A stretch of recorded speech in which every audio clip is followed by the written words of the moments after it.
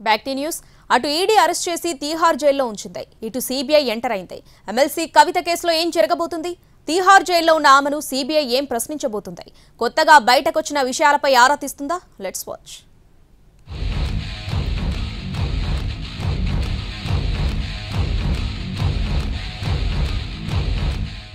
Delhi liquor scam కేసులో కీలక పరిణామం చోటు చేసుకుంది. తీహార్ జైలులో ఉన్న కవితను ప్రశ్నించేందుకు సిబిఐ కోర్టు అనుమతి కోరింది. ఈ మేరకు ఢిల్లీలోని రౌస్ అవెన్యూ కోర్టులో పిటిషన్ దాఖలు చేసింది. తీహార్ జైలులో ఉన్న కవితను లిక్కర్ స్కామ్ కేసులో విచారించి ఆమె స్టేట్మెంట్ను రికార్డు చేయాలని కోరుతూ పిటిషన్ వేసింది. కవితను ప్రశ్నించేందుకు సిబిఐకి రౌస్ అవెన్యూ కోర్టు అనుమతించింది. జైల్లోకి ల్యాప్టాప్, స్టేషనరీ తీసుకెళ్లేందుకు అనుమతినిచ్చింది. లిక్కర్ కేసులో కవితను విచారించి ఆమె స్టేట్మెంట్ రికార్డు చేయనుంది. వచ్చే వారం తీహార్ జైల్లోని కవితను దర్యాప్తు సంస్థ విచారించనుంది. ఆప్కు ఇచ్చిన 100 కోట్ల రూపాయల వ్యవహారంపై ప్రశ్నించనుంది సిబిఐ.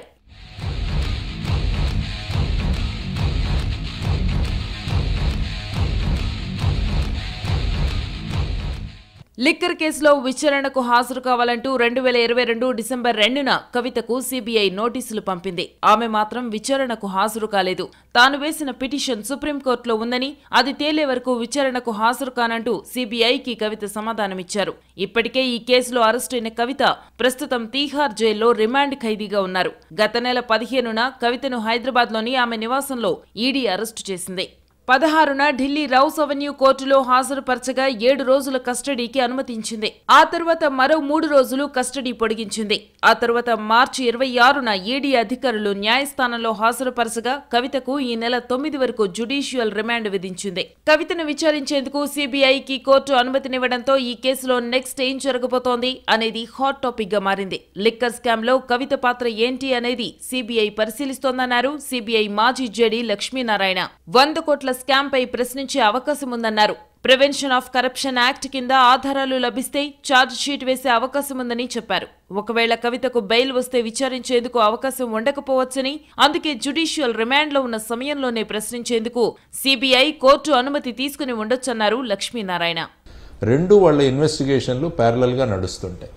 సో ఆ విధంగా ఇప్పుడు మీరు చూస్తే కవిత గారిని ఈడీ కేసులో అరెస్ట్ చేసి వారిని జ్యుడిషియల్ కస్టడీలో పంపించడం జరిగింది.